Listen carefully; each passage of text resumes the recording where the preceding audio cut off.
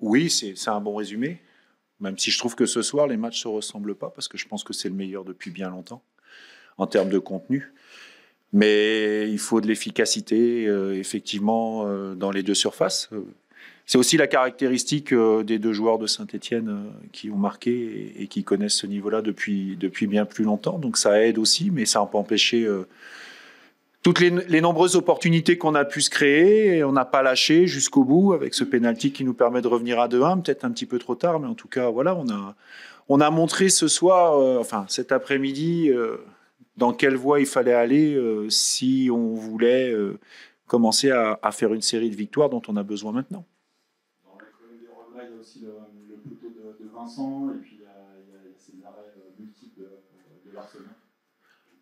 Vous avez tout résumé, mais à partir du moment où on parle de ça, c'est qu'on est dans les 16-50, qu'on crée, qu'on se crée des opportunités, reste à les conclure, c'est ce qu'il y a de plus difficile dans le football. Bon, j'oublie pas non plus qu'on a eu des situations parfois où on s'est mis en danger inutilement, mais en tout cas, on a montré aujourd'hui que, et c'est pas une surprise pour moi, ce groupe ne lâchera pas, ne lâche rien, et on continue à aller vers l'avant, à développer un football pour se créer des opportunités. Ça nous sourit pas aujourd'hui, mais vous savez, je vais vous faire une confidence. Moi, je crois au maintien fermement, et le match de cet après-midi me donne encore plus d'espoir et de certitude par rapport à ça. Laurent, j'imagine que vous l'avez dit, vous avez beaucoup de regrets sur cette partie. Si oui, c'est lesquels? C'est plutôt en première période? On a fait un match complet, j'ai pas de regrets particuliers. Peut-être d'avoir pris ce premier but sur une perte de balle dans la moitié adverse, évitable avec un peu de précipitation, mais voilà.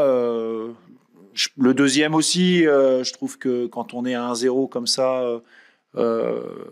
si proche de la mi-temps, il y a des choses à ne pas faire.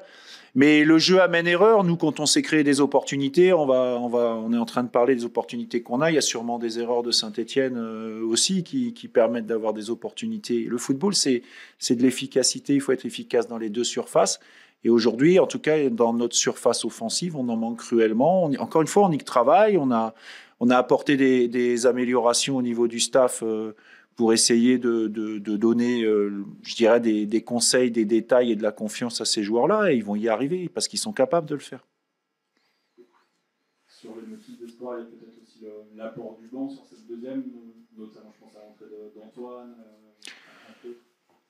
Mais c'était aussi le challenge du mercato, c'était être capable de prendre des relais et d'avoir des joueurs qui sont capables d'apporter quelque chose quand ils rentrent en jeu ou quand ils démarrent, créer une concurrence, créer une alternance.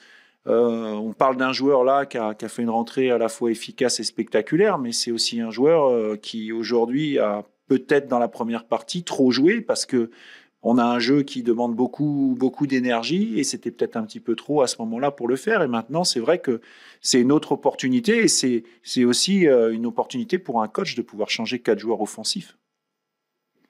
D'un point de vue comptable, l'urgence de points reste là. Oui, merci de me le rappeler. De QRM dans ce sens va forcément... Le match de QRM et puis le match d'après. Je veux dire, aujourd'hui, quand vous êtes classé comme on est classé avec 12 matchs de la fin, comme je l'ai dit, de toute manière, on est dans le money time, on est dans le dernier tiers, c'est là que tout va se jouer. Donc oui, il faut mettre tout en place pour gagner contre QRM si possible, comme il faudra mettre tout en place pour gagner le match d'après. Je veux dire, il n'y a pas de...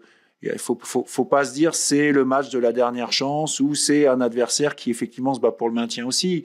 Quel que soit l'adversaire, on pourrait jouer le Real de Madrid samedi prochain dans notre situation. Il faudrait qu'on prenne des points aussi.